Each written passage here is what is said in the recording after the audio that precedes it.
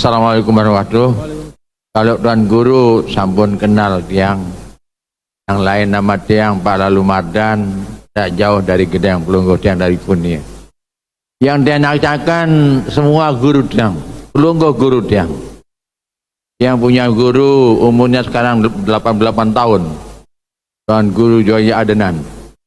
Sejauh-jauh kamu merantau, jangan lupa mempet-mempet surga. Pengajian niki. Pertanyaan tiang dan guru, pelungguh cerminan tiang niki. Pelungguh lihat tiang niki kalau duduk bakal jatuh tiang. Tiang ini masuk di YouTube.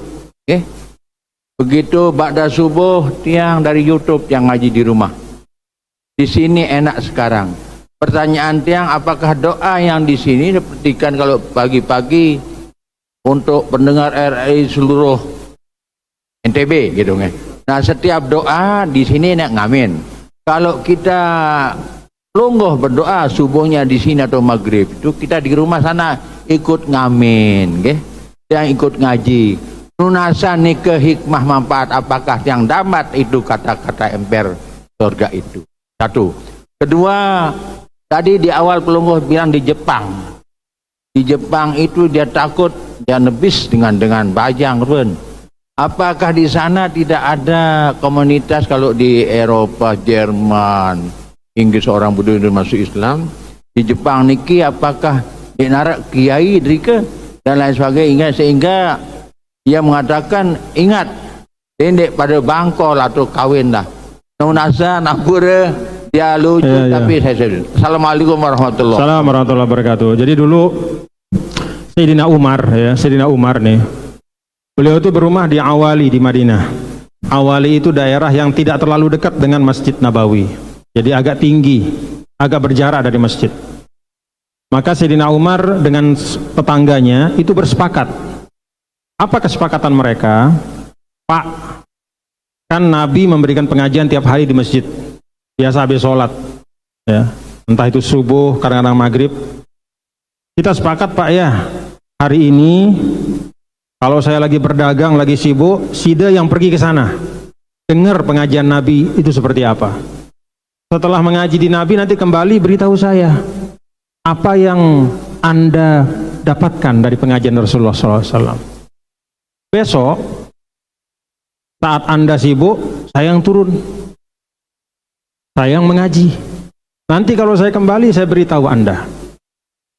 Begitu terus. Apa artinya Bapak-bapak? Ya. Artinya adalah mau langsung, ya, ataupun perantaraan. Entah perantaraan orang, entah perantaraan YouTube, entah perantaraan apapun namanya, koran, radio.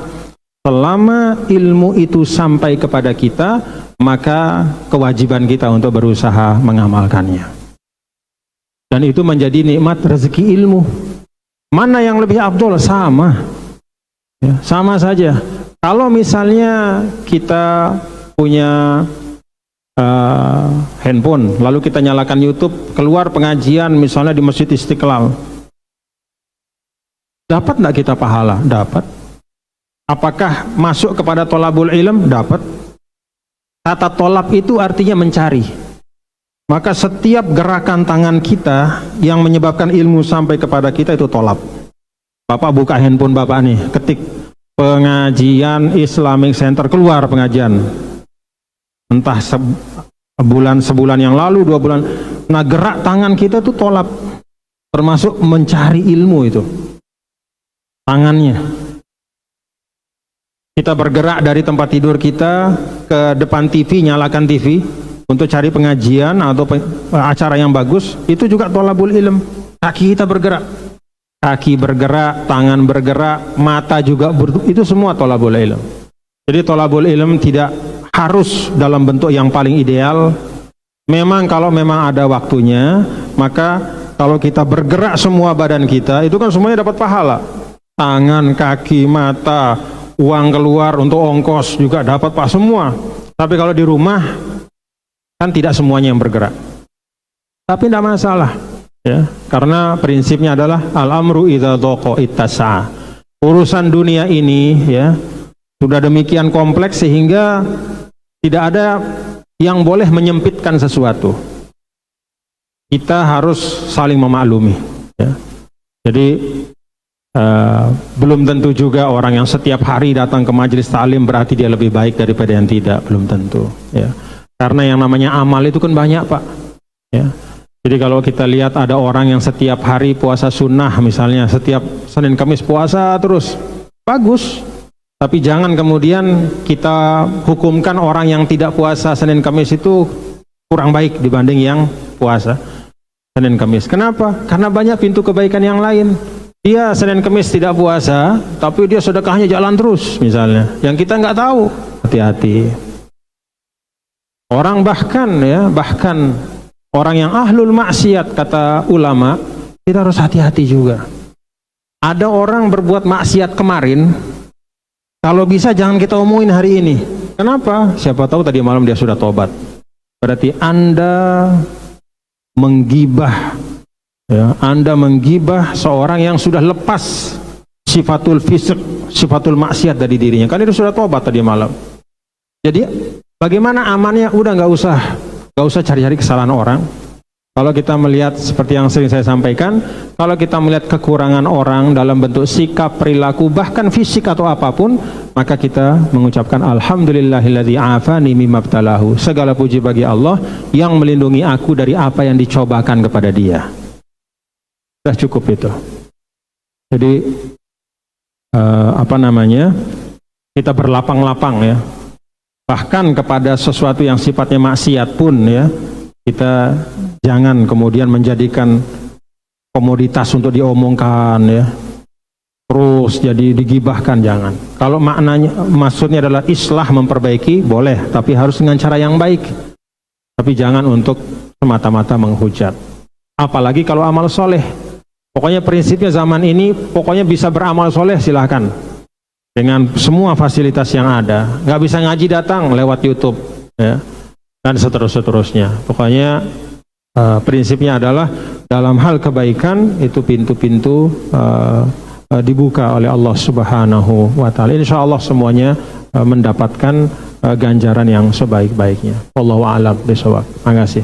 Urusan Jepang biar dia yang ngurus, ya, mikir, ya. Intinya sih kita syukur saja di Indonesia. Dulu ada ungkapan, ya, bahwa 2 anak cukup katanya dulu kan. Wah. Lama-lama kemudian ternyata kita sadar, ya, bahwa kemajuan suatu negara itu bukan bergantung dari semata-mata pembatasan kelahiran, tidak. Banyak negara-negara yang pada hari ini kekurangan tenaga yang produktif. Ada penduduknya tapi rata-rata makin tua, ya. Makanya banyak lapangan kerja di Jepang, di Korea itu tugasnya apa? Riayatul musinin, ngurus orang tua. Gajinya besar, ratusan juta, ngurus orang tua. Kenapa perlu cari pengurus orang tua? Karena memang nggak ada yang ngurus lagi, dia nggak punya anak. Sudah banyak masalah sosial yang terjadi. Maka tuntunan Islam adalah yang terbaik, ya. Jadi anak itu adalah karunia sekaligus amanah. Syukuri. Ya, jadi mau punya anak berapa, syukuri. Mau punya anak 5, 10, 15. Ada teman saya punya anak 11. Hampir semuanya hafal Quran.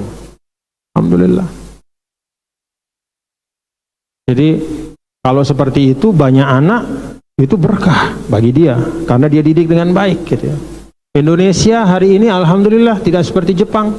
Bahkan kita punya peluang bisa menjadi negara maju karena ada bonus demografi. Artinya banyak penduduk Indonesia yang usia produktif yang siap untuk membangun negara dan bangsa. Mudah-mudahan baldatun thayyibatun wa rabbun ghafur. Wallahu a'lam bishawab. Rabbana atina fid dunya hasanah fil akhirati hasanah wa qina adzabannar. Walhamdulillahi rabbil alamin.